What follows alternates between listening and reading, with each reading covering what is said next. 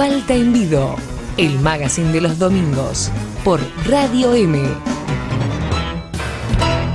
Estamos por Radio M para toda la provincia haciendo este Falta en Vido. Ustedes también nos pueden escuchar en la web en www.radiom.com para el mundo.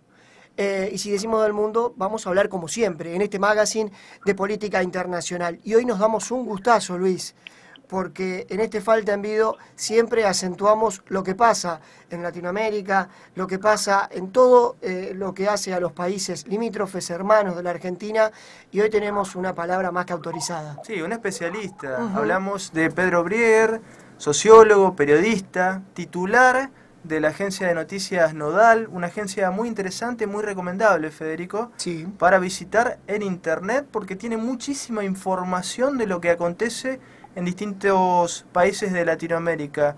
Y precisamente... Y bueno, y ahí los seguidores de Visión 7 Internacional, que no está más al aire, pueden por lo menos encontrar, despuntar el vicio en ese sitio. Sí, una suerte de continuidad con todos los estudios, los planteos, las actualizaciones informativas. Así que lo primero que te queríamos preguntar, Pedro, y buen día, y gracias por atendernos, es por qué es importante que todos entendamos qué es lo que está pasando en cada uno de los países que son hermanos de Argentina, por ejemplo. Yo creo que es muy importante porque lo que pasa en la región nos afecta también a nosotros, esto es indudable.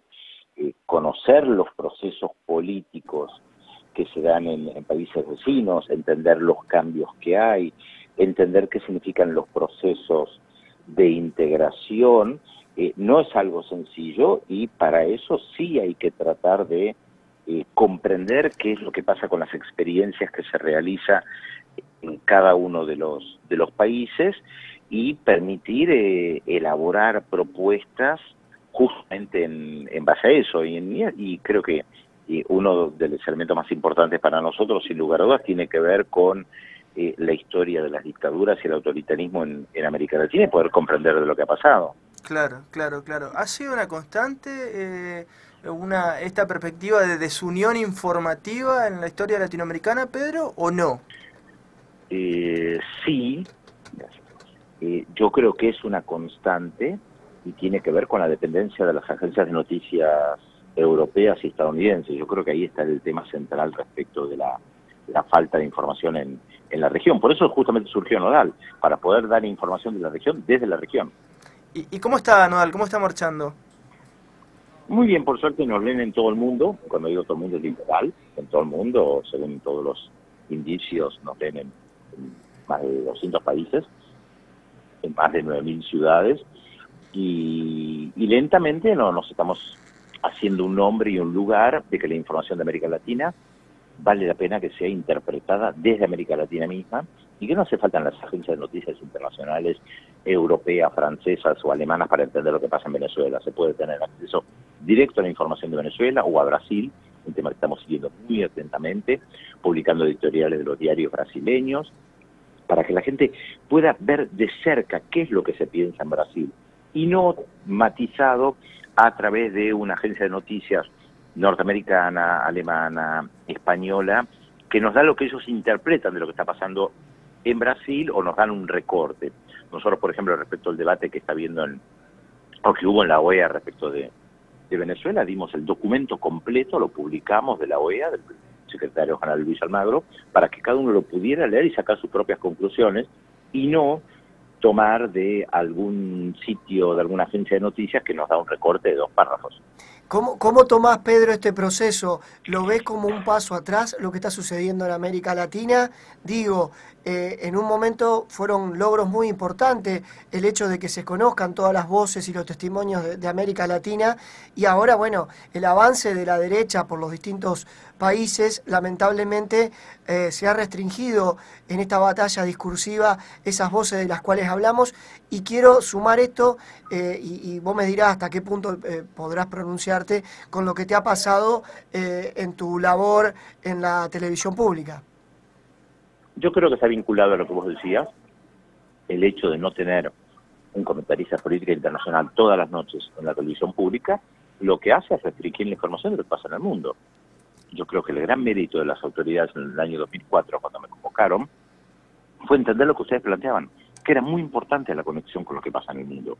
Cuando Ana Descalón, que era la directora en ese momento, me llamó, me dijo: Pedro, yo quiero que todas las noches hables de política internacional en el noticiero. Eso era absolutamente novedoso, y efectivamente durante 12 años fue lo que hice. El hecho de poder transmitir desde el noticiero central de la televisión pública qué era lo que estaba pasando en el mundo. Es paradójico que un gobierno que dice que hay que acercarse más al mundo, que hay que ligarse al mundo, una de las primeras cosas que haga es sacar del noticiero central de la televisión pública justamente a la persona que se dedica a informar lo que pasa en el mundo.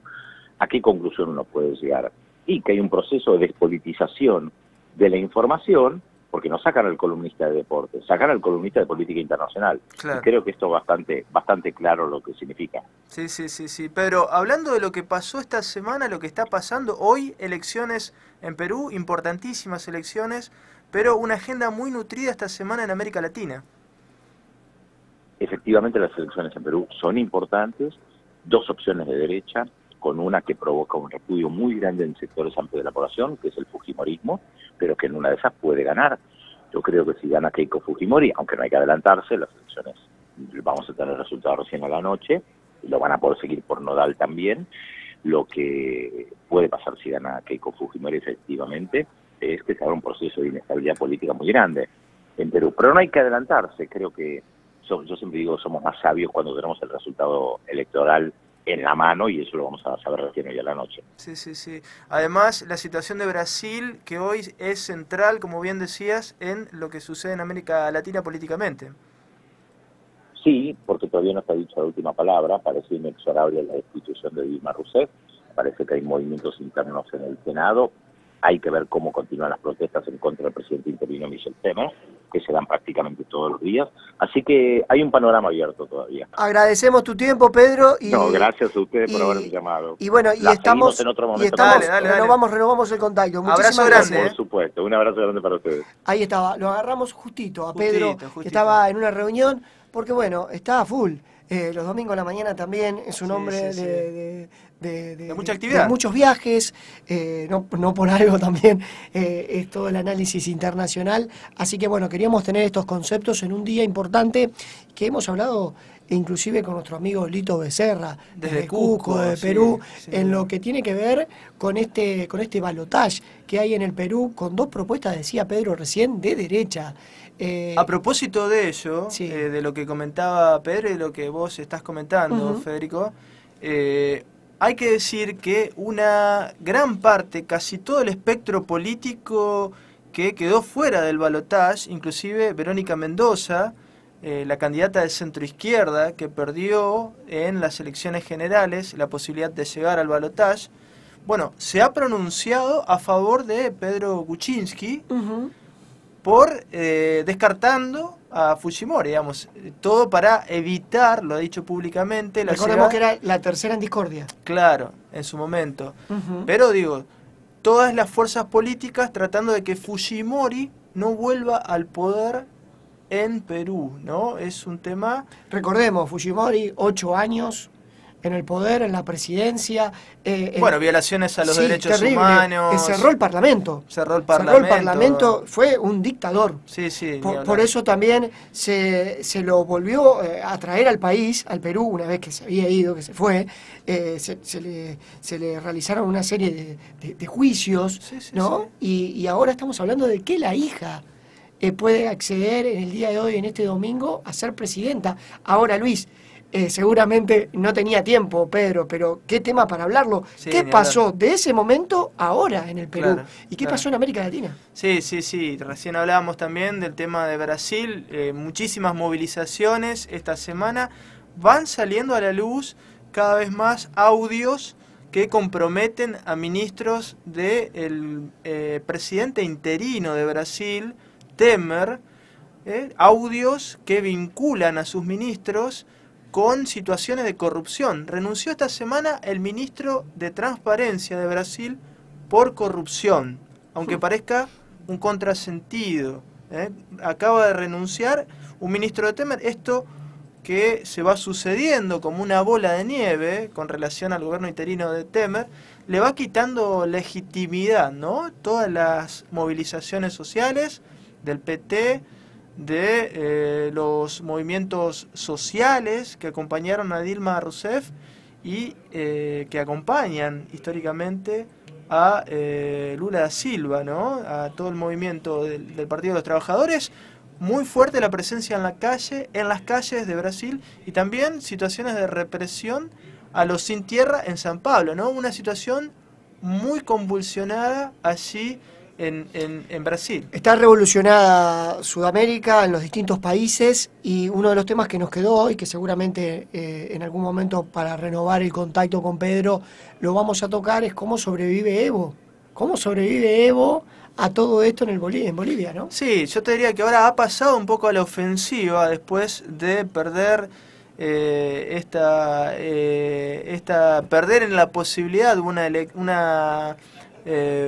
elección, no una elección, perdón, una instancia electoral para dirimir si él se podía presentar nuevamente como candidato a presidente. Bueno, perdió hace muy poco tiempo relativamente, pero como se comprobó que todo el escándalo del vínculo con el supuesto hijo de Evo Morales fue sobre todo un armado orquestado en los medios de comunicación por la derecha, Evo Morales quiere volver a, en un tiempo prudencial, volver a plantear este escenario de discusión electoral, digamos, para que la población vuelva a pronunciarse, porque estuvo viciada, según él, la primera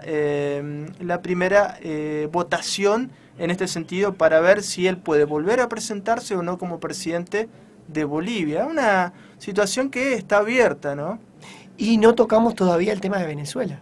Y el tema de Venezuela, que es muy complejo y que, bueno, está interviniendo la Organización de Estados Americanos, una situación realmente compleja. Vamos a tocarlo sinceramente con él, que es un especialista en este tema, y seguramente habrá muchísimo que hablar, Federico, al respecto, ¿no? Sí, sí. Bueno, tuvimos la palabra de Pedro Brieger, una entrevista que en algunos conceptos lo pudimos compartir con toda nuestra audiencia en esta mañana de domingo, en este Falta Envido que está arrancando, que tiene muchísimo, que tiene un momento musical con Marcela Morelo. ¿Le gusta? Sí. Marcela Morelo, para esperar al varón del tango, y no es Julio Sosa, sino es Néstor Marchetti, que va a llegar en instantes para compartir esta mañana con nosotros.